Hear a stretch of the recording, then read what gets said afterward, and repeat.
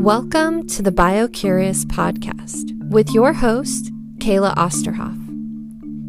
As a health scientist, biohacker, and generally curious person, I'm always looking for new ways to optimize and integrate mind, body, and spiritual health.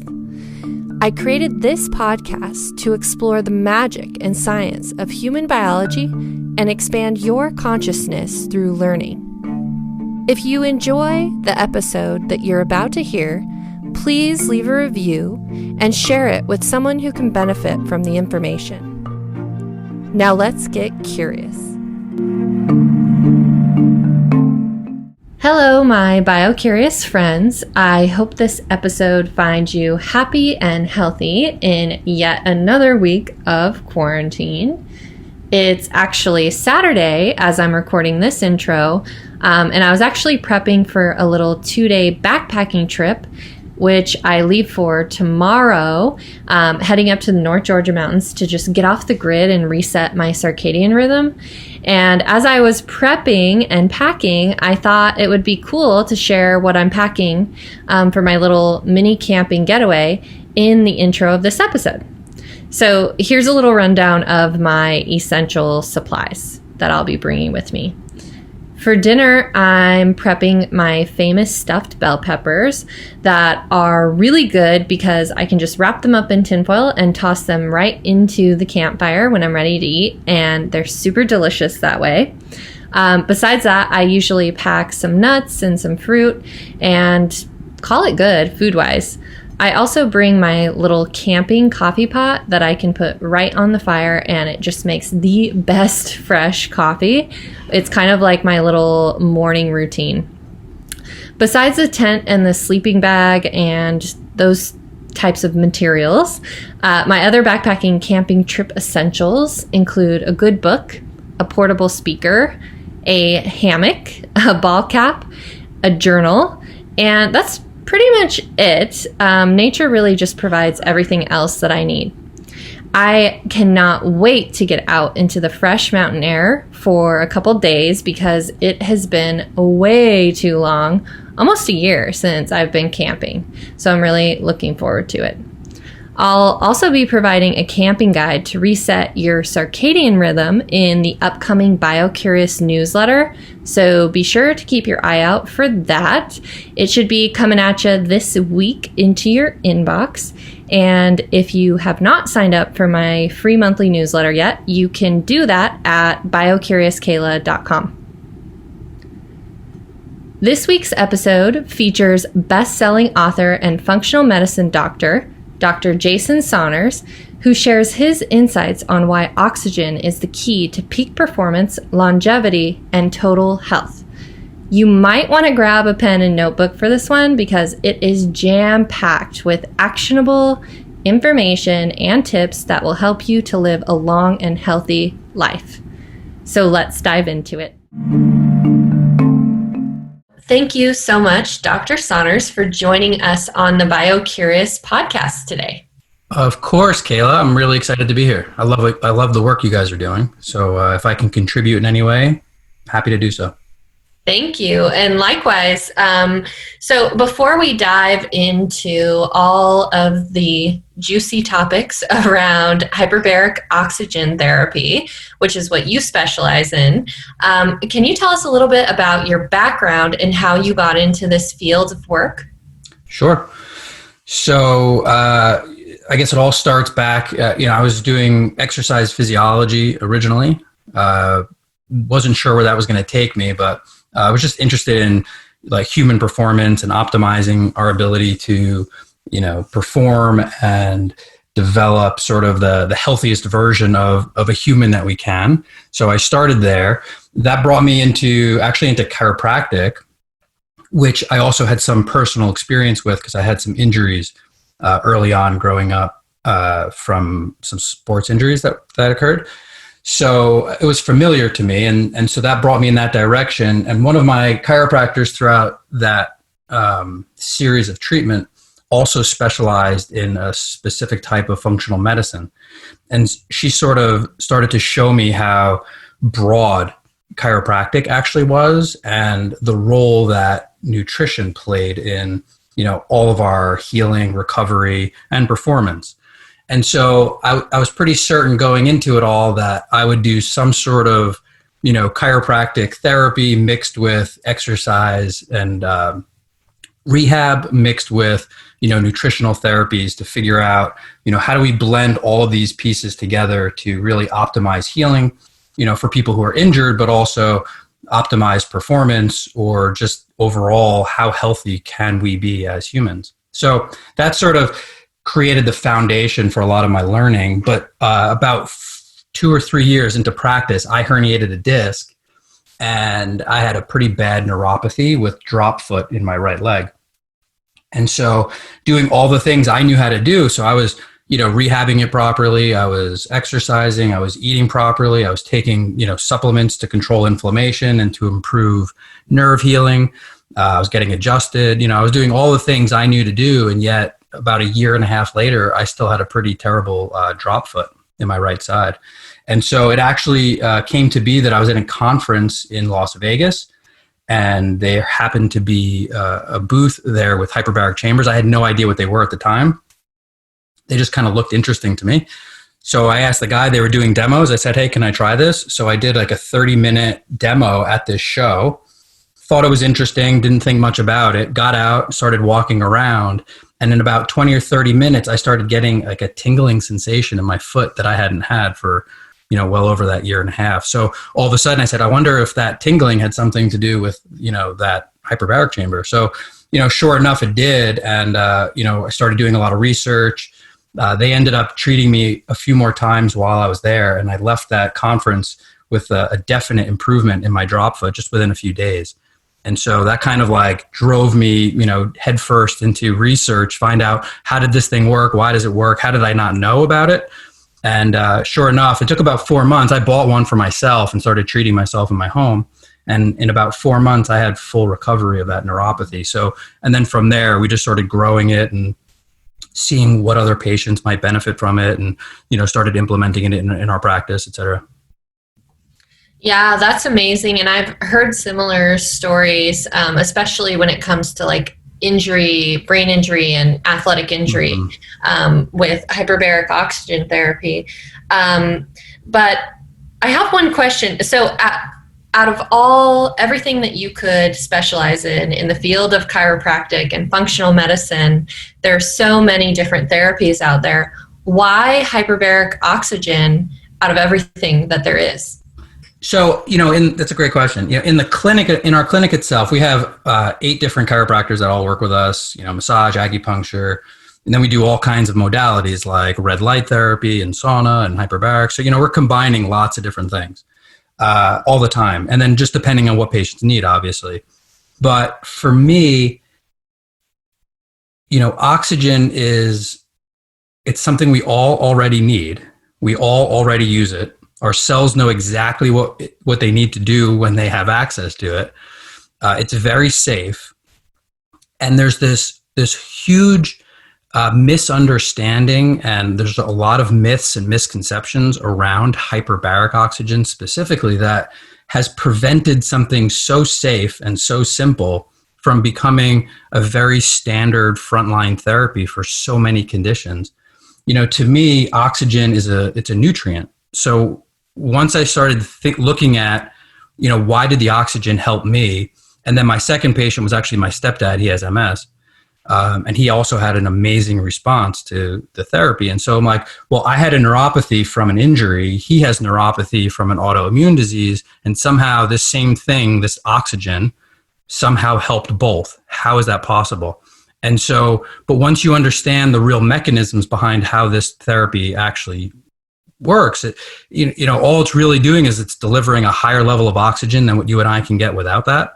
And then our body knows exactly what to do with that extra oxygen. So to me, it's like, just like any other nutrient, there are times where we become deficient, or even if we're not deficient, there are times where we might choose to mega dose a certain vitamin because we know it's going to have a certain response inside of our body.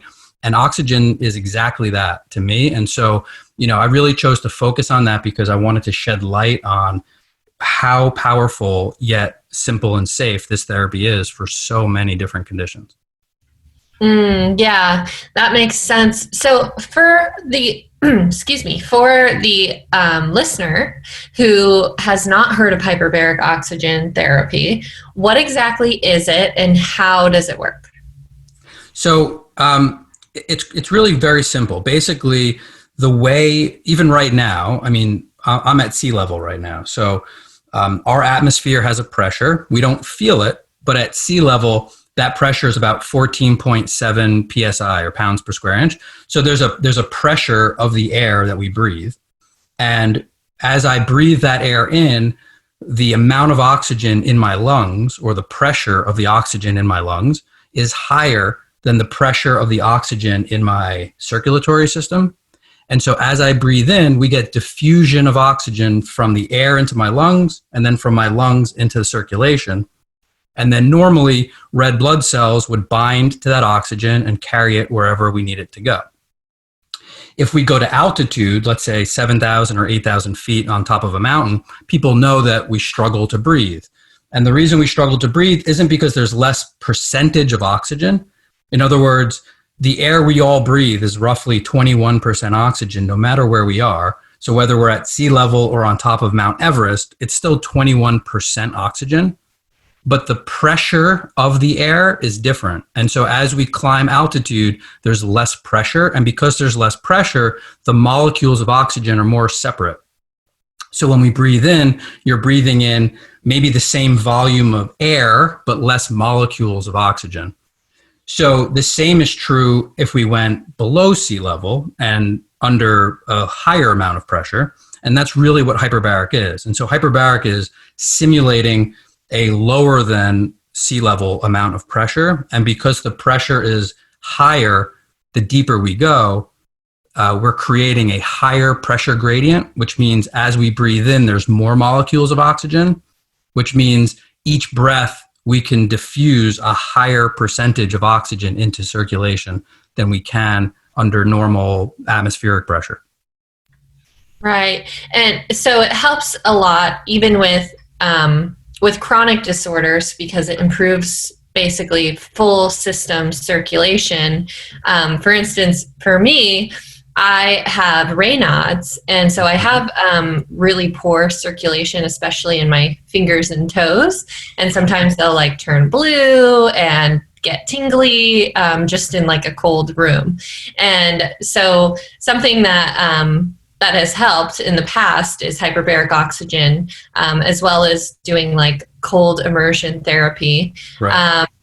But what other kind of conditions besides just like circulatory conditions would benefit from hyperbaric oxygen? So those are good examples in terms of some of the mechanisms. So, part of Raynaud's is this, it's like a vasoconstriction. So it's decreasing the amount of blood flow. And if we're relying on red blood cells to carry oxygen, the less blood flow we get, the less oxygen we get, because the less red blood cells are getting to that area. So the biggest difference between hyperbaric oxygen and basically any other, because there are a lot of other oxygen therapies. I mean, you could just breathe pure oxygen. There's benefit to that. There's ozone. There's benefit to that. There's HBOT. There's benefit to that. They're all oxygen therapies, and they're all just different. The thing that hyperbaric does beyond, in terms of this particular conversation, beyond these other oxygen therapies, is that because of the pressure, you're literally dissolving oxygen into the liquid portion of the blood.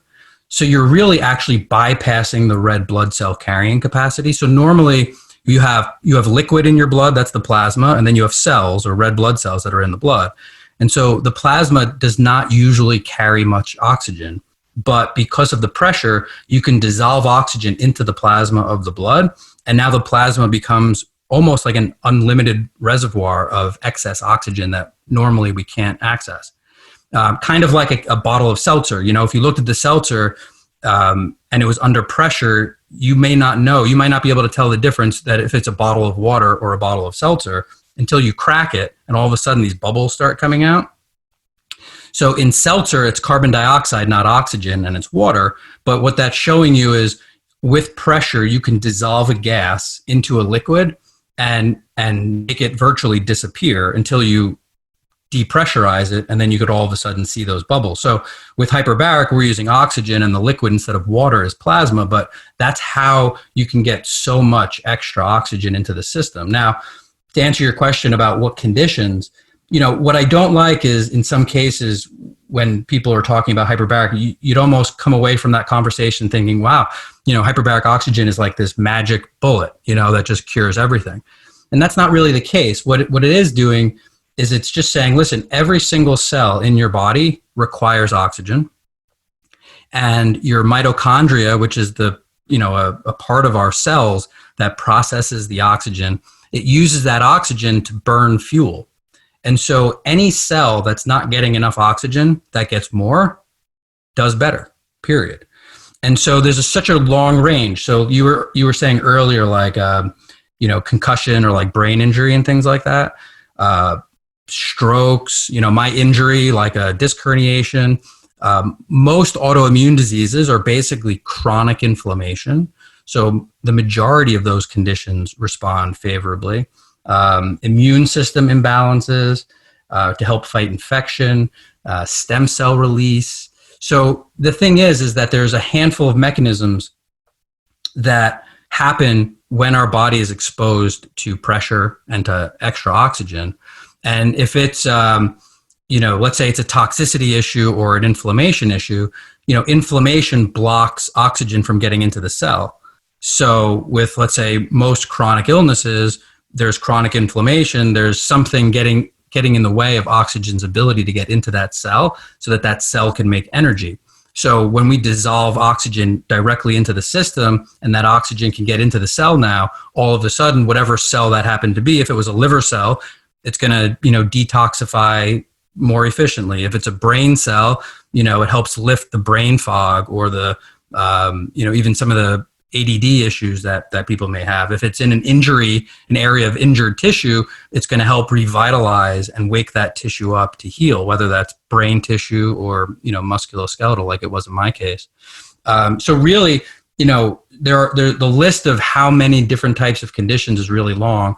A couple months ago, I had just finished a book, Oxygen Under Pressure. And literally we go through, condition by condition, the mechanisms by which a tool like this helps so many conditions. But I think the most important thing to understand is, it's not that it's treating any of these diseases. It didn't treat my disc herniation. It didn't treat my stepdad's MS. We treat people that have stroke, that have tinnitus and sensory neural hearing loss, that are dealing with cancer of different types, ADD, ADHD, autism. There's so many conditions, but ultimately it's just based on the premise that when we have a little bit more oxygen than what we're getting right now, the ability for our body to heal and perform skyrockets. And, that's really the basis for why it's becoming such an important tool. Right. And I think that's really important to point out is that hyperbaric oxygen therapy is one of those therapies that's really focused on optimizing overall biology and delivering more oxygen systemically, which is responsible for how it treats all of these specific disorders and so many of them. But I wonder, so I've heard a lot about hyperbaric oxygen for like regenerative medicine and longevity. Can you speak about that a little bit? Sure, yeah. I mean, that's kind of,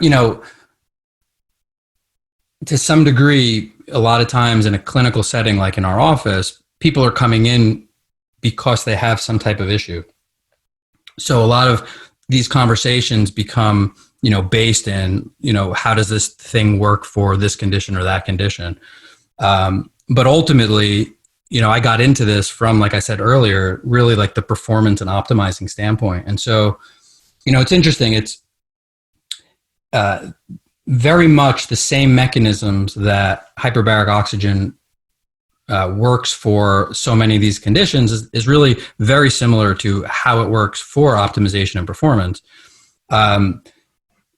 you know, you could look at it two ways. There's the recovery and then there's the performance side, right? So in many of our lives, you know, we're to some extent, many of us are overworked. We don't get necessarily enough sleep. Our stress levels are very high. You know, so in many cases, our lifestyle drives us to this, you know, overperforming type scenario. And so what we know about in athletics, but it's also just true for general life, we always need to be balancing how hard we push ourselves with how well and how efficiently do we recover from each of those events. And so, again, when you look at the mechanisms of hyperbaric oxygen, some of the things that it does, it reduces inflammation. It improves the speed that we heal. It mobilizes stem cells so that they move into areas that need to heal more quickly. It helps rebuild the microcirculation, the capillaries, which is where a lot of gas exchange happens in the first place, like how we actually feed our cells oxygen and pick up waste products to get rid of. That all happens in our capillary system. So hyperbaric oxygen helps to improve the capillary network. It makes our mitochondria grow in size, and it actually makes our mitochondria replicate. So we get increased mitochondrial density as a result of extra oxygen. So if you look at the systems and how that works, what that's doing is it's making our bodies handle and recover from different types of stressors faster than we would without it. You know, the term, I don't know if you talk about like hormesis on the show sometimes? Yeah, we have. You know, so it's really that. It's this hormetic effect. It's this ability to help our body be exposed to certain types of stressors, but that as a response to that, we heal and recover and we're stronger and healthier on the other side of that.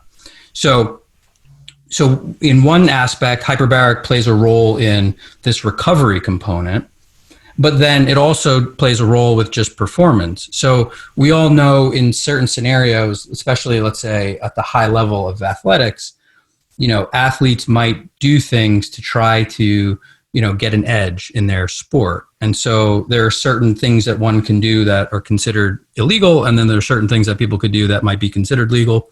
But the idea here for most of them, like, you know, blood doping and things like this, so much of that, those concepts or those, the things that those athletes will do have to do with our body's ability to carry oxygen. So, you know, if you could somehow increase your red blood cell count, that would increase your oxygen delivery. That would give you an edge, let's say, in your sport, because more red blood cells carries more oxygen. So that's a pretty well understood concept in performance in athletics. And so, you know, some athletes might train at altitude, because we talked about at altitude, there's, you know, a less dense pressure, which means there's less oxygen with each breath. So our adaptation to that is to make more red blood cells. So if I made more red blood cells and then I go back to sea level to compete, the theory would be that more red blood cells now carry more oxygen at sea level, and now I have an edge. Well, yeah, I actually used to experience that. I'm a nationally ranked duathlete, and I used to live in the Sierra Nevada mountains in Reno, which is at about 6,000 feet.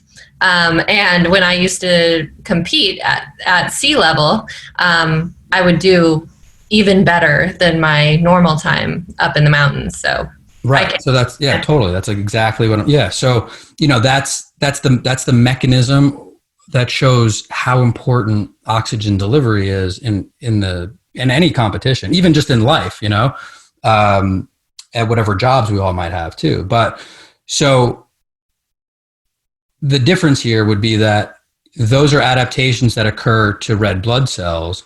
And typically, even with pretty aggressive natural blood doping, like what we're describing here, you're looking at somewhere between like an 8 to 10% increase in oxygen, which is not a whole heck of a lot, but it does make a big difference when your competition is based on, you know, seconds and minutes. But with hyperbaric, depending on how much pressure you use and how much oxygen you use and how much exposure you get over time, you could take an 8 to 10% gain and you could make that 50%, 100%, 300%, 500%. I mean, again, the plasma becomes this enormous reservoir of oxygen. So the mechanism that allows us to absorb excess oxygen under pressure is almost unlimited relative to the amount of oxygen, pressure, and time we have to expose ourselves to before an event. So, I mean, they're doing studies now. There's something called dual tasking. So, asking people to do pretty complex, let's say, motor skills, and then, pretty complex mental skills like, solving, mathematical equations or something. And then you might have them do this both at the same time. So you're doing some sort of complex movement pattern and trying to think through some complex problem solving simultaneously. And what they're doing is they're just running simple experiments with, doing each one individually, doing both together, and then exposing people to hyperbaric oxygen and then redoing the dual tasking. And every single time they do that study, those exposed to hyperbaric oxygen, their ability to dual task, which I guess you could call it multitasking to some degree, but your ability to basically do multiple things simultaneously increases basically every single time we do that. And so the question becomes, the brain uses about 20% of all the oxygen we breathe.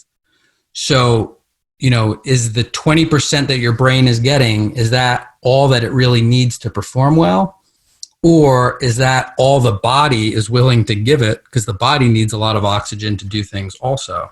And so these studies are showing us that if we expose the body to more can get sent to the brain, which means we can increase performance mentally, and we can increase performance physically once we're exposed to that oxygen, and that oxygen can be used for whatever, task that we're asking it to do. So basically what you're saying is hyperbaric oxygen is the ultimate biohack. I love them all. Like I said, yeah. I love red light. We have an awesome red light system in our office. I love sauna. We do cryo.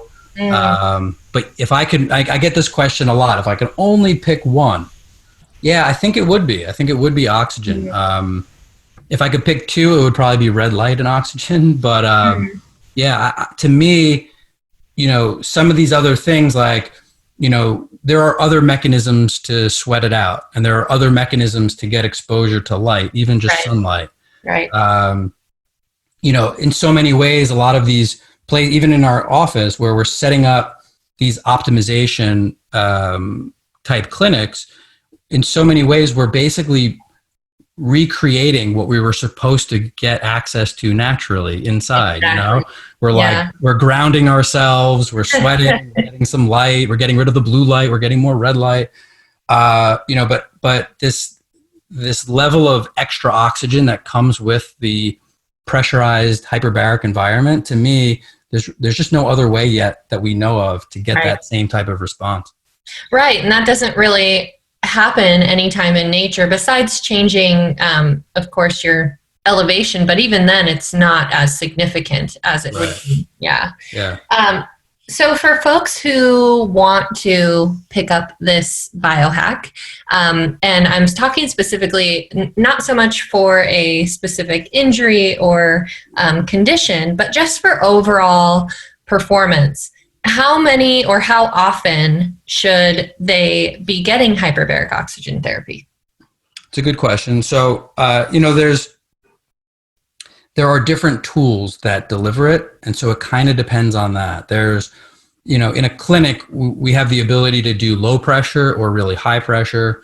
We have the ability to use less percentage of oxygen or higher percentages of oxygen. And so ultimately, the dose of oxygen that a person gets is a mixture of how much pressure was used, how much oxygen was used, and how long were you in there. And so there are these clinical chambers like the ones we use in our office. And then there are these like soft chambers that we also use in our office, but people could use in home. So depending on the equipment would really determine the answer to that question. But, roughly, like for someone with a really, pretty intense, post-stroke or MS type scenario, you're looking at like almost every day going in, Right. Daily sessions, sometimes twice a day for weeks on end. For the typical healthy optimizer, you're probably looking at like 2 to 3 hours a week, at least in the beginning, to really kind of front load the oxygen and the changes that your body would go through, and then maybe once a week or even twice a month to maintain that afterwards. And that's a 2 to 3 hour one session, or like 3 sessions? So I would say about, in the beginning, somewhere around 3 hours a week. So that could be like 2 90-minute sessions or 3 1-hour sessions, something like that. Okay. And then becoming like a 1 60-minute a week or 1 60-minute session every other week to maintain it. And then stuff happens, I mean, life, you're chugging along and everything's wonderful. And then something pops up, and, so there's reasons to go back to a higher level to get through something like that. I'm taking a short intermission from this episode to tell you about something that helps me create stellar podcast episodes like this one. On podcast interview days, I always take my creativity nootropic stack from a company called Formula. This has 2 different race TAMs, MCT oil, and alpha GPC, and none of the garbage fillers that some of the other nootropics have in them. This not only boosts my creative thinking, but it also helps me with word recall and focus. The other formula stack that I love is called Clarity, which I use on heavy research and writing days. Another big bonus about the formula stacks is that you can get them with or without caffeine, which is important for me because I do not want to give up my beloved coffee. Check them out through the link in the show notes and use BioCurious to snag yourself a little discount. Now back to the episode. Right. That makes sense. Yeah. So you mentioned a hard chamber versus a soft chamber. Hard chamber, obviously, you would need to go to a clinic. Pretty likely you would need to go to a clinic to get that sort of a treatment. And then you could potentially get a soft chamber for home. So what are the differences between the two? And then where can people find high quality of a hard chamber provider and a soft chamber for home? So believe it or not, some people do put hard chambers in their house. It's it's a little bit more complicated. I wish I had. But yeah, it happens. But yeah, primarily. So I think the best thing to do, because there are quite a few clinics are starting to pop up. We do a lot of work actually helping doctors open clinics, because we're trying to improve the quality, first of all, access, period, because that's been a problem historically, so that we're trying to help solve. But not only access, but quality access. So we're trying to really, help doctors set up clinics to really be able to deliver high quality and effective and safe type hyperbaric treatment. So, we don't mind. We're online a lot. We really don't mind for people to contact us and say, hey, I live in Cincinnati. Hey, I live in San Francisco. Are there any clinics near us? At this point, we know a lot of the clinics around the country and can help point people in a certain direction. So, an email to support@hbotusa.com and just, hey, heard you guys do your podcast and I'm looking for a clinic near me with your address, or at least your city and state. We'd be happy to look up and shoot you a link to your nearest center or two. In terms of soft chambers, we definitely help people get soft chambers into their home or in their clinic. So again, same thing. I mean, a quick email just saying, I'm interested in soft chambers. What are my options? Because there are a few different options, and some, I'll be honest, there's some that are perfect. They're very safe. We've been doing them for 15 years, without a single issue. And then there are some companies out there that, are trying to make similar products, but the safety just doesn't seem to be there yet. And, for me, if I would help somebody put something like a pretty serious medical device in their home, I want it to be effective, of course, but first and foremost, it needs to be safe, so, high quality. And when it comes to this particular conversation, to me, quality on that aspect it's non-negotiable. So Right. But we could help your audience locate those things. We have some information. We're building out some different information on our website to help. So we're going to have, a page dedicated to doctors looking to open up clinics, and a page dedicated to patients looking for what type of home options that they might have. So that should actually be up in the next day or two, hopefully. Okay, great. But in the meantime, even an email is totally fine. We answer those every day.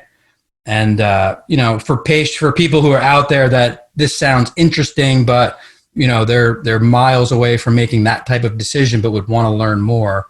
Our YouTube channel, we have, I don't even know, 80, 90 videos. They're all like 4 to 5, not all of them, most of them are like 4 or 5 minutes on very specific topics. So if people are like, hey, I wonder if this would help Bell's palsy. Hey, I wonder if this would help, rheumatoid arthritis. Probably, if you're wondering, we have a video on it. And each video we link research, current research that's out there on that topic, so you could look it up. It's not like I'm just making things up. I dig into that research, pretty much every day. So we have a ton of information on that YouTube channel also. Okay, great. And we'll include all of these links in the show notes, including the page that you were speaking about. That should be up by the time this episode airs. So that'll be great. And I have one specific question. I've been working with a client who has some issues with RLS and has not found anything that it has significantly helped. And hyperbaric oxygen therapy is something that has come up a couple of times.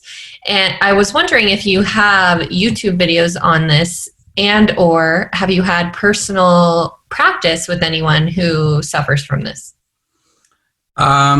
So we have found, we're talking restless leg, right? Yes. Yeah. Okay. Somewhat similar to even something like what you mentioned before, Raynaud's. There's a host. There's probably like 10 to 12 conditions I can think of. Raynaud's would be on that list for different reasons. Restless leg would be on that list for different reasons. Even fibromyalgia would be on this list. There's 10 or 12 conditions that I would put on a list of neurologic issues that we honestly, either we have no idea why they happen, or they're just basically this combination of multiple aspects that, that in one person may show up one way and in another person may show up a totally different way. Right. And so I think there's no doubt that there's this neurologic component to it. So to me, that means there's some level of neuropathy. I also think that there's going to be a level of, even if it's low grade, but this level of inflammatory issue associated with it. Yeah. And so for me, when I have this is kind of how we think in our office. There are times where we go through and the answer is not hyperbaric. It's whatever it is. Doesn't matter what it is, but we do enough detective work, and whatever the answer is absolutely clear. And we just go right for that. And then we have other cases where either there's so much going on and we don't know where to start, or it's one of these things where there's just so many pieces that could be contributing. Right. And what we do is we kind of look for like common denominators and things we can do that have almost zero side effects, and only good things can happen. Right. Yeah. We don't want to throw something else into the mix that might upset the process either, right? Exactly. That's why HBOT has come up because it doesn't have side effects like some of the drugs that are out there and some of the other therapies that have their associated risks. Exactly. And it's more about optimizing the entire system, which is kind of, that's what I do. When I work with clients, I'm not treating a specific ailment.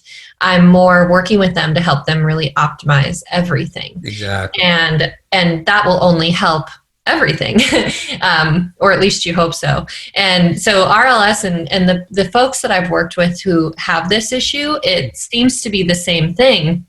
And it's very hard to nail down or help because it's wrecking their sleep. And if you don't have sleep, that's right. like on then a you can't, right. All your healing, all your growth hormone. Exactly. Right, totally. So it's like my first thought is, how do we get these people to sleep better? And it's hard because if they Without have drugging RLS, right, how do they sleep better when what their condition is directly impacting their sleep? And, most of the time, the answer is just to give them drugs, unfortunately. Right. So it's interesting, and I hope we end up finding a more definitive solution someday soon. But I think hyperbaric oxygen and other modalities like it are beneficial. And maybe it's just a combination of finding the right combo for each person. I mean, a lot of times that's really, I think what it comes, like I said before, it's not like the oxygen's a magic bullet, but, right. It does take care of so many things, simultaneously. Right. And then, one of the side benefits, we don't use hyperbaric for sleep really ever as a specific indication, but I would say 9.5 out of 10 people within a session or two, the first thing that they notice is improved quality of sleep. Right. Yeah, that makes sense to me. So I know we're running low on time here, but I wanted to, if you have time for it, ask you a couple of questions that I like to ask all of my podcast guests. Sure. So the first one is, do you have a specific morning routine that sets you up for success for the day? And if so, what does that entail? I do. It changes. So I guess the theme is alone time. I have that. I'm married. I have 3 little kids. But so I wake up early. I wake up at 4 a.m. pretty consistently every day. And my first hour is just me. So that might be in times like when I was writing that book, it might be that I'm waking up to get some book stuff done. It might be time for meditation. Right now I've been doing a lot of breathing. So I'm currently in like a Wim Hof sort of morning routine. But I think very consistently I wake up early. I get my head screwed on straight. I do something that's for me, and I make sure that I'm not starting my day feeling behind and reactive. That's the most important thing that I've noticed in my patterns, that as long as I'm ahead of the day and waking up, before the rest of my house at least, it gives me that opportunity to really kind of think through and plan and be prepared.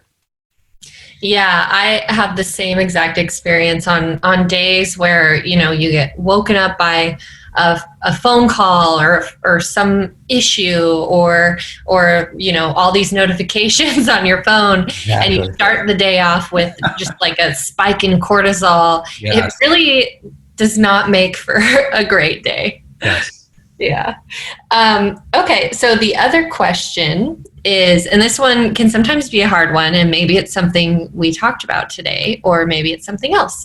But if you could provide just one piece of tangible information that the listeners could take and implement in their lives right now to have the greatest overall impact on their health and wellness, what would that be? Besides hyperbaric oxygen, right? If it's not, it's that, but maybe it's not. So really, I mean, I have a real answer for that. And I think it happens to be very, this is something I think about a lot, but I think just right now, because of what's going on in the world, I think it's even more pertinent. Yeah. We all have stress, and we all have a lot of stress, and that's just sort of our life these days. So what I like to do is I like to talk to people about it from the standpoint that 2 things. One, I'll picture a glass filling up with water, and I'll say, if you're a 16-ounce glass, you could tolerate 16 ounces of water. So if you're the glass and water is stress. And after 16 ounces of water, you start to overflow, and that's where we become overwhelmed. And so we could either slow the flow of water, or we could become 32-ounce glasses, because 16 ounces of water in a 32-ounce glass doesn't feel so bad. And so I think that most of us are not doing all the things we could be to be as strong and resilient as we could be. And if we focused just on that and started to increase our capacity, right, making a 32-ounce glass, it would make all the stress, even if we didn't make a dent in the amount of stress we had, it would certainly, stress is very relative to the person. And so becoming more resilient has a lot to do with being able to take better care of ourselves. Mm-hmm. The second aspect of that, I think, is that most of us, there's things in our life that we have control over, and there's a lot of things in our life that we don't have control over. And I think it's a tendency for many of us to focus so much of our efforts, or at least our thoughts, on things we don't control. And I think that when we look at our stress, as a lump sum, and then we focus on the pieces that we have no control over, that makes things feel more stressful and makes us feel helpless in the process of dealing with it. When if we just turned our attention to the very few things that we actually have a lot of control over, but actually took the steps to control those factors, one, that leads to the 32-ounce glass, and two, it makes us feel like we're being productive and we're doing something about our situation rather than being helpless and like a victim in the things that we don't have control over. Oh, absolutely. I couldn't agree with you more. And especially with COVID-19 and the situation that everybody is in, which is, it's a very hard, stressful situation for most people. And something that I've kind of dropped everything and focused on supporting people on and teaching people about is the fact that our brains are more susceptible right now for programming, meaning that we're experiencing more neuroplasticity right now with all of the changes abruptly to our lives and to our routines. So this is making our brains more plastic, essentially, which is good and bad, because it's good because we have an opportunity to create new healthy habits a lot easier than just in traditional life. And it's bad because if we're spending all of this time right now where we're experiencing more neuroplasticity in a state of stress and anxiety and fear, then what we do is we really risk kind of hardwiring in those new neural pathways that associate to those things, which may end up causing us to, after this is all over, kind of stay in that state because our brain is trained to be in that state. Yeah, like every like, maybe not every day, but maybe every other day, my wife and we're at the kitchen table, even with the kids, and we're like, all right, for the last day or so, like, what are the pieces that we like that going forward we want to maintain and keep? Because this has created a lot of positive changes in our life also, interestingly. So what are the ones that we want to keep, and which ones can we not wait until we can get rid of? But I think it's helping. I liked how you described that. It's helping us decide, like, hey, plasticity-wise, I don't like this part, so I'm going to make sure that we keep that present and we don't keep it in our life when we don't need to. And, here's a chance to really relearn some things. Which ones do we really want to hold on to? So that's awesome. Could you give us an example of something that you love, that you're keeping, and something that you're going to get rid of? Sure. So, to summarize it definitely a big piece of it's like just family time. So we're having more like whatever quote unquote normal meals look like, with all of us sitting down and talking, which is hard to do in our normal life. Yeah. So we're cooking more and just everything's going a little slower. Like, the meals are just prepped differently and cooked differently, and, the whole process of it. And we started making, like these family videos, partially to document the experience, but, partially just to like document our little lives. So I hope to keep both of those things because, looking back on those, they're especially the videos, they're a lot of fun. Things I can't wait to get rid of. Really just, I think my wife would summarize it with the word freedom. like, feeling like all of us, we were all together. We wanted to go around here. We call it down the shore, but we wanted to go to the ocean.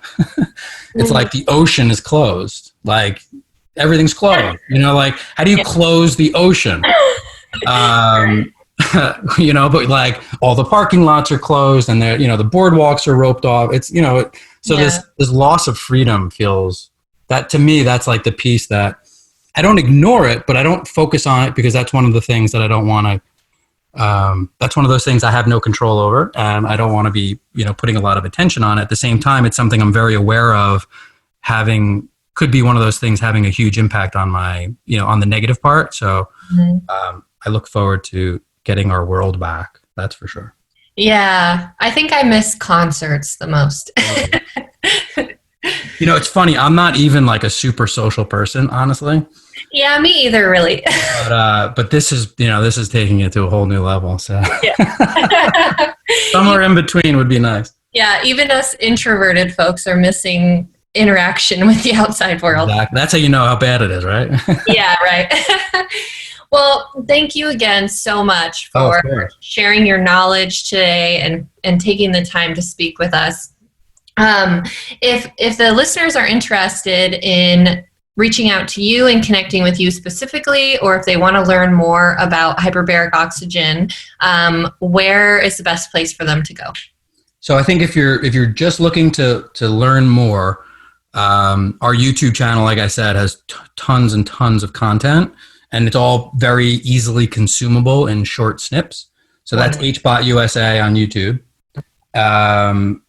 The book that we had just finished, I think, is a pretty good guide for it's for patients or doctors looking to learn more about it. And then to contact us, support at HBOT USA is probably the easiest way to get an answer from someone. If it needs to be me, it'll be directed to me. If it's something that somebody else can answer, they'll answer it pretty quickly. So that's an easy way to just get some good content. Awesome. And are you guys on social media? We are. I don't know that stuff because personally I'm not, but I know that HBOT USA has a Facebook page. Wonderful. And an Instagram page, but I don't know the right words to use to describe it. We'll include the links in the show notes. Okay, thank you. No worries. I appreciate that. Awesome. Well, thank you again, and I hope you have a beautiful rest of your day. Thanks, Kayla. Yeah, you too. Appreciate it. Thank you for tuning in to this episode of the BioCurious podcast. I wanted to thank you for being part of this BioCurious podcast community and also for providing feedback to the podcast episodes. I read and really value every single one of the reviews that y'all leave for us, and I take the feedback to heart. If you haven't left us a review, please do so, as it really is the best way to support this work and keep it going. Please also share the podcast with anyone that you think would benefit from this information. I also wanted to take a moment to thank the podcast sponsors who also help to sustain this work, and they offset the costs associated with podcast production. I only invite brands that I personally use and trust, and also brands that I personally know the owners who take pride in the quality of their products. Formula is a personalized nootropic brand that I have really come to love because of a couple things. Number one is they only include a few high quality ingredients in each of their formulas, usually 3 to 4, and there is just no filler crap, and there's not just a ton of ingredients in each one of the pills.